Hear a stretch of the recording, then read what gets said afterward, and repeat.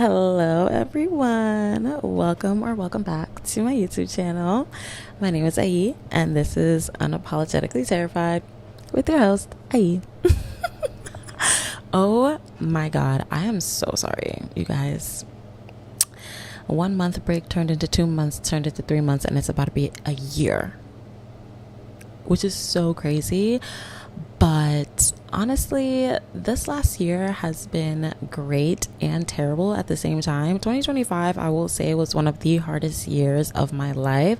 2026, alhamdulillah, has been amazing. 10 out of 10, no notes, if I'm being completely honest with you. But where have I been? I've been working my behind off. Sorry for the glare. I need to see myself. I'm sorry, but I have been working. I'm about to close off my first full year of full-time work. I avoided it for as long as I could. I really did, but I had to get a job. But I'm about to wrap up my first full year in August. I'm wrapping up my first school year. I work in education, not as a teacher. If there's anything this last year has taught me, is that I would never become a teacher. But I do work in education. I love my job. I love my job so much. I love my students. I love my coworkers.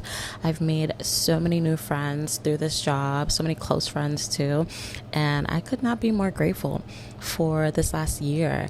I've honestly proven to myself that I can challenge myself, that I can do hard things, because my job is not easy. I'm being completely honest with you. It is not easy. It's a lot of hard work. It's a lot of emotional labor, because I work with school children, high schoolers, teenagers. I work with teenagers, and I'm pretty young myself, if I'm being completely honest. But nonetheless, I learned everything that I learned in this last year, and I'm so incredibly proud of myself. I was just sending a voice note to one of my friends when we had a special day at school, and that special day really wraps up the entire school year for me. And I was just telling her how incredibly proud I am of myself. When I tell you I really showed myself that I could do the thing, I really did it. And I couldn't be happier. So yeah, in terms of work, that's what I've been up to. I've been working, and at first I was like, okay, I need to focus on this new job before I, go back to the whole YouTube thing and manage everything. But that job, I'm not gonna lie, it got overwhelming, especially in the beginning.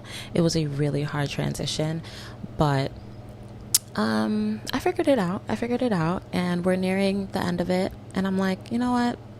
Let's get back to the channel. Okay. Some other updates. I got some new piercings. I got my surface tragus, my second and third. I only got piercings on one side of my ear because I sleep on this side, and I'm like, I take my sleep very seriously, okay? So I do have a piercing pillow. Waste of money, but I rather just have one side pierced for now. Other major updates, I turned 24. Yeah, because the last time I uploaded was the summer. So I turned 24 in October, which was so long ago, but 24 has been treating me well so far. I'm very much excited for 25. I also took off my hijab. I know. Honestly, I wasn't even gonna make it or even say anything. I was just gonna pop out with it off. But yeah, I took it off. I just wasn't aligned with it anymore. I wasn't connecting with it, and I feel like I also put it on for the wrong reasons. I feel like if I put it on for the right reasons, it would have been sustainable, but it wasn't sustainable. So yeah, I've had it off for a while. I took it off in November. It's about to be June. I've had it off for a while. I wear it part-time. At work, I still wear it every day. I like being the representation because I work with a lot of Muslim students, so I don't mind it. I don't know if I'll do that next school year though, but this school year I was like, all right, it's not a problem. But outside of work, I do not wear it. I only wear it when I feel like it, TBH. And that was also a big reason why I kind of wasn't sure how to make my way back to YouTube, was because I'm like, I don't want to keep wearing my hijab in every video because I feel like that's inauthentic. That's not who I am right now. So I was kind of frozen and stumped by that decision on if I should continue wearing it online and present myself as a hijabi online, or if I shouldn't. But who says I have to pick? Who says I have to pick? Nobody. So I'm really gonna wear it when I feel like it, and it's not really up for discussion, TBH. But yeah, that is what I've been up to. Nothing crazy. I've traveled here and there, and June is looking like a packed month, which I'm so excited for. Summer's gonna be so fun. I am looking forward to it. But yeah, I've also been reading. I recently read a Thousand Splendid Suns. Wait, no, I lied. I recently read The Kite Runner, which I know is probably like a high school read for a lot of people, but for some reason I didn't read it in high school, and I read it with a book club that I was in that I left just because I couldn't commit to it. But I read it with a book club that I was in and with another friend, and I loved it. I absolutely fell in love with the book.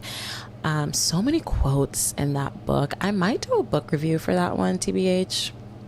I don't know yet, but there is actually one specific scene in that book that has stuck with me, that after I watched read the book, I also watched the movie, and it stuck out to me again. So basically, the book is about two boys who are in Afghanistan, right? And they're in the middle of war, yada, yada, yada. One of the boys is the maid or whatever for the other boy. And the richer boy, the well-off boy, was I'm trying my best not to spoil it, but the well-off boy was basically writing a story. He likes to write, right? And he wrote a story about a man who realized that every time he cries diamonds. And towards the end of the story, the man was like crying on a mountain of diamonds with his wife in his hands, because he killed his wife and is crying over that so that he could just have a shit ton of diamonds. And then the maid, or like the attendant or whatever, the boy who is not so well off and is working in the other boy's house, was like, why did he have to kill his wife? Why didn't he just cut some onions? And I'm like, wow, why didn't he just cut some onions? Like, actually, there is an easier way out. We do not always have to pick the rough route. I feel like what that scene alone, and that was my favorite scene in the whole entire book. I did a very bad job explaining that scene, by the way. I'm so sorry. But what that scene has taught me is that we really feel like most of the time, we feel like we're limited with the amount of choices we have. A lot of people are so used to struggling, so used to pain, that they feel like that is the only way out, when it's not. We just have to expand our minds and realize that there are other paths for us to take that don't have to harm us. Just because we are used to harm, just because that's all we know, doesn't mean that other paths don't exist. And it could be as simple as cutting an onion to make you cry instead of killing your wife.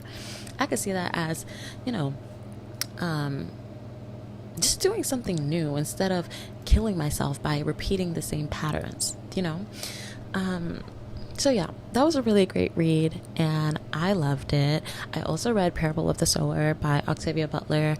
That was a 10 out of 10. I feel like that book helped me. It had a lot to do with like God and religion. Like in the book, she makes her own religion, and like a lot happens that I highly recommend for you guys to read that book. It's very prophetic in a way. Parable of the Sower has honestly impacted the way that I view this world, and I feel like I can't really say much without spoiling it. I highly recommend that you guys read it. I actually have Parable of the Talents that I got. Where did I get that from? Oh, I got it from my school.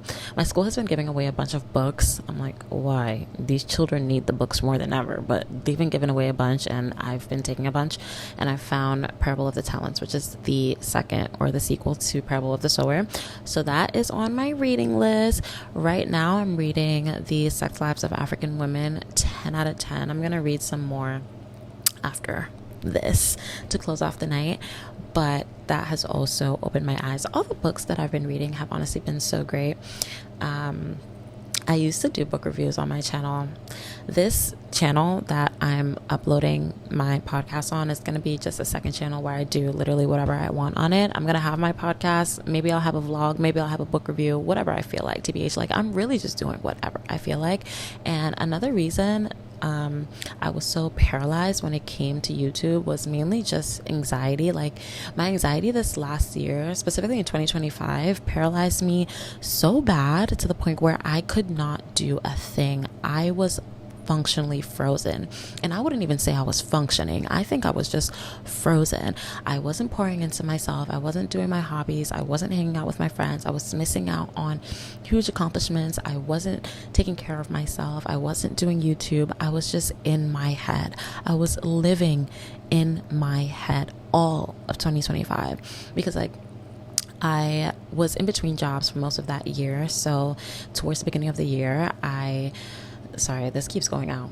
I know, jump scare. But towards the beginning of the year, I was I was doing part-time work online, and then that was seasonal, so it ended in like February, March. And then from March up until I started my full-time job in August, I was doing nothing. And that was so draining for me. I just felt like there was nothing I could do. I was frozen. I was overthinking YouTube. I was like comparing myself. I was feeling a lot of imposter syndrome. I felt like I wasn't smart enough to be making video essays. I felt like I didn't have anything important or like anything crazy to say or anything that was worth listening to, which could not be further from the truth.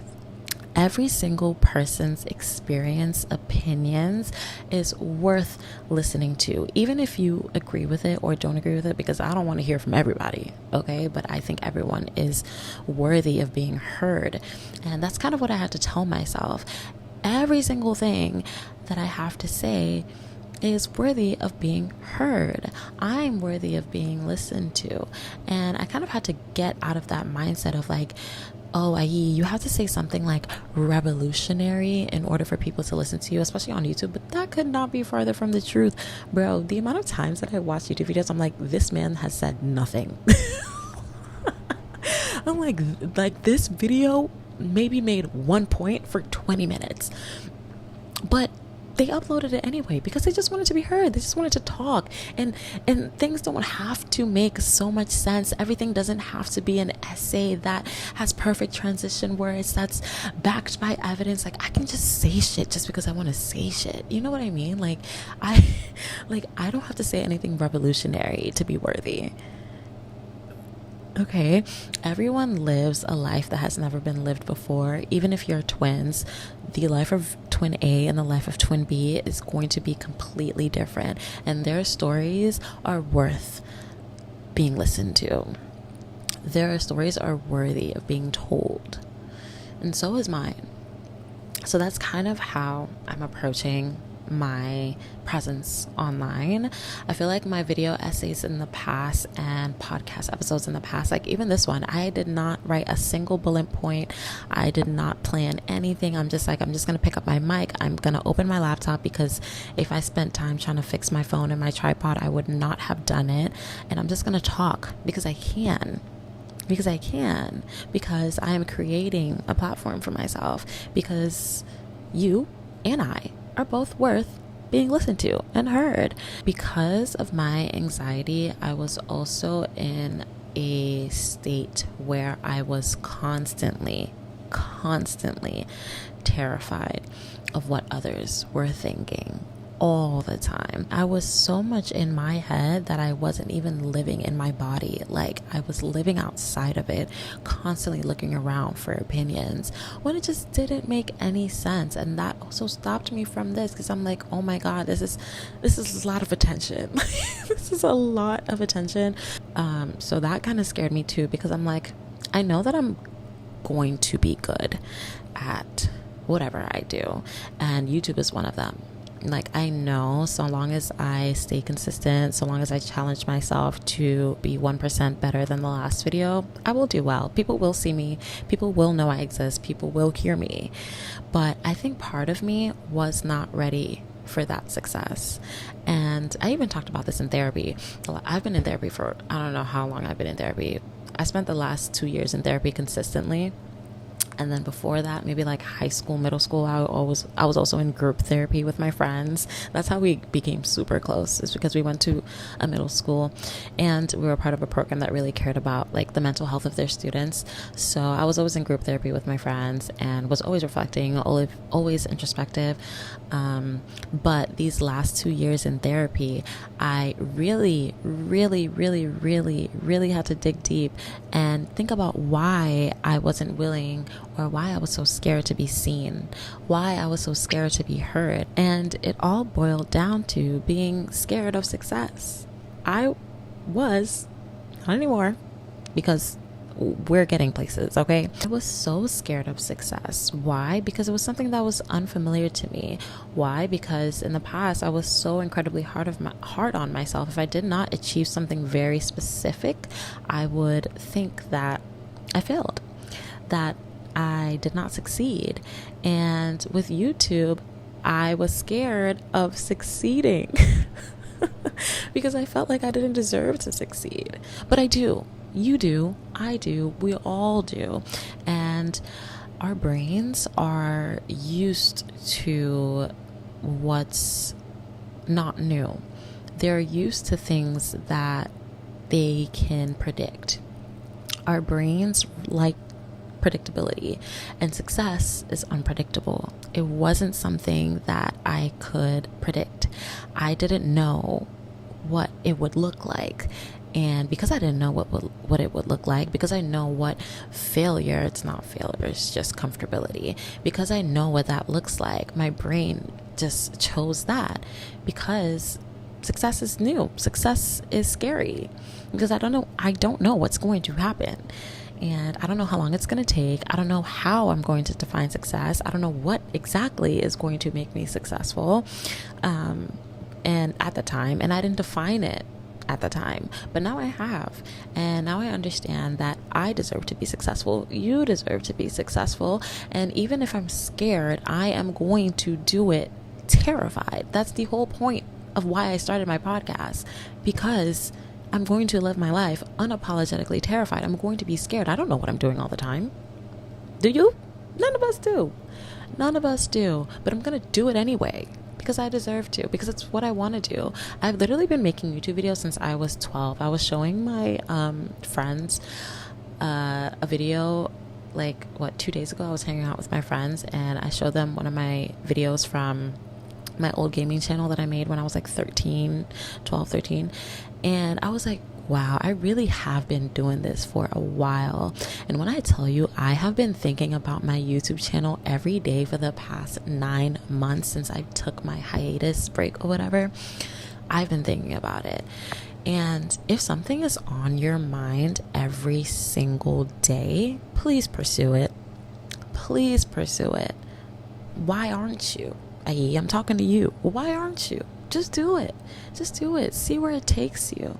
And I personally have my goals planned out for this channel, for my video essay channel, all of those. And I genuinely am so happy that I also took this break, because I'm not gonna lie, the internet is a crazy place. And if you are not secure within yourself, I would not suggest going into this. Obviously, security is something that is a lifelong process, but you need a foundation. And I needed to create my foundation before I came back. And I have. The internet, this is what my next video essay is about. But the way the internet treats Black women is actually so insane. Not to say that I got crazy treatment, because it wasn't that bad. And obviously it's from people that are insecure, people that would never ever do what you're doing, ever. All in all, I am so proud of myself for getting out of my head, stepping back into my body, and reminding myself of who I am. And I push you all to do the things that you want to do. Do it terrified, do it scared. Doing it scared is honestly the only way to go, because planning. When I tell you the amount of video essay scripts that I have written and nothing has been filmed because I was stuck in a state of constant planning and no doing because I was terrified. But I'm just gonna do it terrified. I'm gonna do it messy. It's gonna be unplanned. Not everything has to be perfect. I don't have to be perfect, and that's okay. That's completely okay. But yeah, I'm very excited for what this channel and what my other channel is going to become. I am very excited to step into the creator space again. For now, I'm just sticking to YouTube. I want my Instagram to myself, and I want my TikTok to myself. Maybe TikTok, but I don't know. Instagram for sure want to stick to myself. But YouTube, I will be pouring into you. It's gonna be a good year. It really is. If there is anything that you've been wanting to do but you've been too scared to do it, what is it? And how are you gonna get to a place where you do it? That is all I have for you guys for this episode. Thank you so much for listening. Thank you so much for staying. I know it's been a minute, but we back or whatever. I'm going to ease my way back into this. Not too much pressure, but I'm excited. I'm very excited. As always, make sure to like, comment, and subscribe, and I will see you in the next one.